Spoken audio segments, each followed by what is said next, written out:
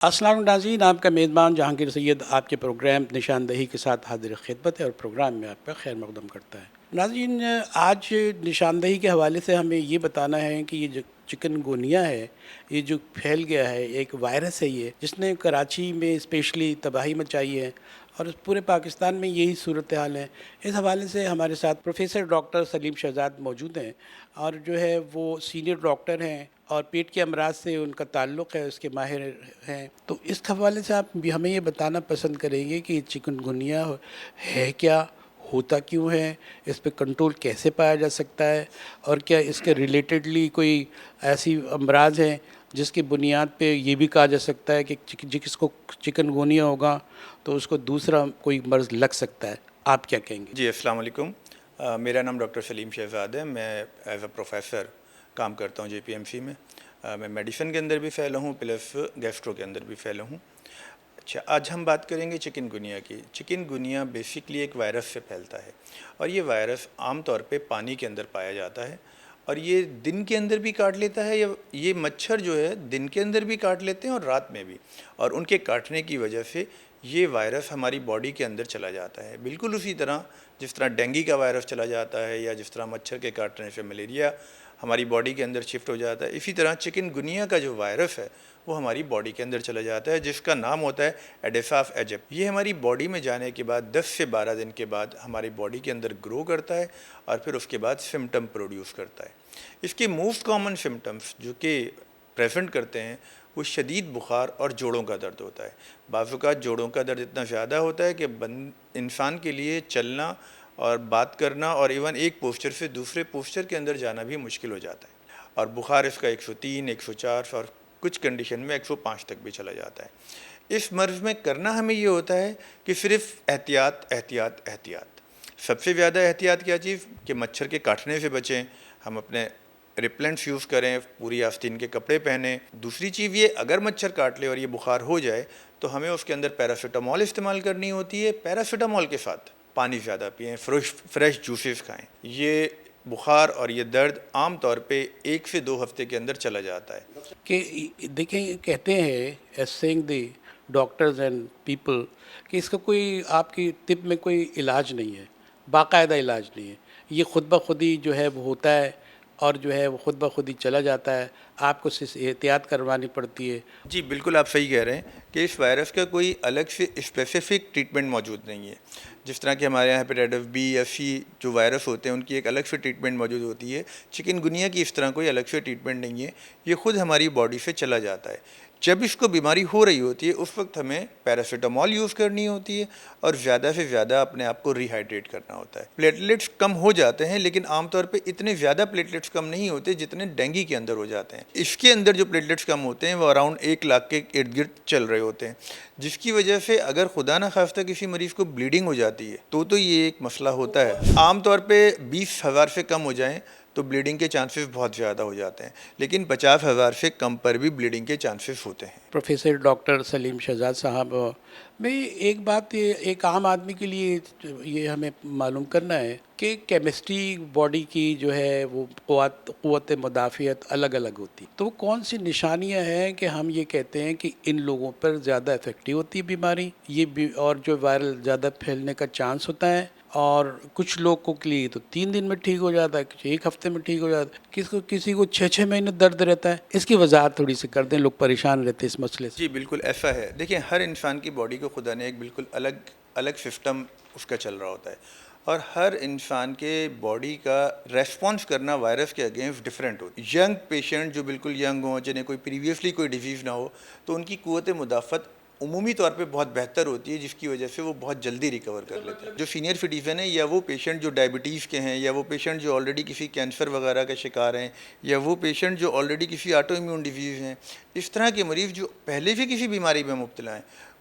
وہ ہمارے پاس زیادہ خطرے میں ہوتے ہیں۔ ان کی ڈیزیز کو ختم ہونے میں عام اسٹیبل پیشنٹ کی نسبت زیادہ ٹائم لگتا ہے۔ کہتے ہیں کہ یہ جو آپ کے مقابلے میں ایلوپیتھی کے مقابلے میں دیسی دواؤں میں بڑی قوت ہے اور وہ سارے سجیسٹ کر رہے ہوتے ہیں، کچھ اس میں مت بھی ہوں گے، کچھ مفروضے ہوں گے، اس کی آپ وضاحت کرتے ہیں؟ اچھا، پہلے تو میں بتاتا چلوں، یہ بعض اوقات تو یہ 2 ہفتے میں ختم ہو جاتا ہے، لیکن بعض اوقات یہ 4 مہینے سے لے کر 1 سال تک بھی درد رہتے ہیں۔ اب ہم بات کرتے ہیں یہ جو آپ نے پوچھا، دیکھیں میں کبھی بھی ہماری حکیمی میڈیکیشن اور جو پرانے نسخے ہیں اس کی مخالفت نہیں کرتا، کیونکہ یہ تو صدیوں سے چلے آ رہے ہیں۔ تو اس کے اندر جو عام طور پہ آج کل کہا جا رہا ہے کہ یخنی پئیں، سوپ پئیں، تو میں پپیتے کے پتے، یہ تمام چیزوں کو میں بالکل ڈینائی اس لیے نہیں کروں گا کیونکہ میرے پاس اس کی کوئی ریسرچ بیسڈ چیز نہیں ہے، اور یہ چیزیں کیونکہ صدیوں سے کرتے آ رہے ہیں لوگ اور ان کو فائدہ ہو رہا ہے، تو اس کے کرنے میں کوئی مذائقہ بھی نہیں۔ سوال یہ بھی پیدا ہوتا ہے کہ جو ہے ہمارے یہاں کراچی کے حوالے سے میں بات کرنا چاہوں گا کہ کراچی کے حوالے میں ڈاکٹرس کی سپورٹ ہوتی نہیں ہے، یہ ایڈمیشن بھی نہیں ہوتے ہیں، پلیٹینٹس بہت نیچے چلے جائیں تو تب تو کچھ ہو سکتا ہے کہ بلیڈنگ ہونے لگے۔ تو اس میں یہاں آپ کے ہاسپٹل کے حوالے سے اور جو جنرلی سارے ہاسپٹل جو ہیں وہ تو بڑا کوئی مدد زیادہ نہیں فراہم کر رہے۔ اچھا دیکھیں، آپ کی بات صحیح ہے کیونکہ ہمارے پاس ہاسپٹلس کم ہیں، بیڈس کم ہیں، اور ہمارے پاس بہت زیادہ پیشنٹ، نمبر آف پیشنٹس بہت زیادہ ہیں، لیکن اس طرح کے جو چکن گنیا کے پیشنٹ ہیں ان میں بہت زیادہ داخلے کی ضرورت نہیں ہوتی، اس میں زیادہ تر آرام کی، پانی کی، فروٹ کی جوسز کی ضرورت ہے، انٹل اینڈ انلیس کوئی کمپلیکیشن نہ ہو، جیسے کہ آپ نے خود بتایا بلیڈنگ وغیرہ، اس کے اندر تو ایڈمیشن کی ضرورت ہے، ادروائز یہ پیشنٹ گھر پر بھی اچھے سے ٹریٹ ہو سکتے ہیں۔ چکن گنیا تو افریقی علاقوں کا مرض ہے، ہم کیا ہماری حالت ایسی ہو گئی ہے کہ ہم یہ یہاں پھیل رہا ہے اور بڑی زوردار طریقے سے پھیل رہا ہے۔ اس کی کچھ وجوہات بتائیں، یا ہم کیوں اس کے وکٹم ہیں اتنے زیادہ، کراچی والے اسپیشلی؟ اچھا دیکھیں، یہ تو نو ڈاؤٹ بہت ساری بیماریاں بہت سارے مخصوص ایریاز کے اندر کامن ہوتی ہیں، لیکن اس کا مقصد یہ نہیں ہوتا کہ وہ کسی دوسرے علاقے میں نہیں آ سکتی۔ ایک بات تو یہ ہو گئی جو آپ کہہ رہے تھے افریقہ کی ہیں، اور یہ ٹپیکل یہاں کیسے پھیلا، اور دوسری چیز یہ کہ جب بھی صفائی کا فقدان ہوگا یا صاف پانی کو بھی اگر ڈھانپ کے نہیں رکھیں گے، اور اس کے علاوہ یہ کہ ڈسٹ بہت زیادہ ہوگی، لوگ پہلے سے ہی ڈسٹ اور ان چیزوں کی وجہ سے سانس کے بیماریوں میں مبتلا ہوں گے، اور اوپر سے یہ وائرس بھی آ جائے گا، تو ظاہر چیزیں مزید خراب ہوں گی۔ یہ جب بھی بیماریاں اس طرح کی پھیلتی ہیں اور جو ہے اس میں پروپیگنڈا بھی شامل ہوتا ہے، تو جو ہے ذہنی طور پر انسان متاثر ہوتا ہے، اس کی ذہنی صحت خراب ہوتی ہے، وہ اثرات لیتا ہے، اور ان اثرات کی وجہ سے دل پہ بھی دباؤ پڑتا ہے، دوسرے آرگنز پہ بھی دباؤ پڑتا ہے۔ تو اس کے لیے آپ ایسا کچھ سجیسٹ کریں کہ کس طرح کی سوچ کے ساتھ دیا جائے کہ وہ اس بحران سے نکل سکے۔ دیکھیں، میری اس کے اندر ایک ایڈوائس ضرور ہوگی تمام کے لیے، جن کو ہو چکا ہے ان کو بھی، اور جن کو نہیں ہوا چکن گنیا ان کے لیے بھی، کہ وہ ڈیلی ایکسرسائز کریں، فزیکل ایکسرسائز کو اپنی بہتر کریں، اپنے پانی پینے کو بہتر بنائیں۔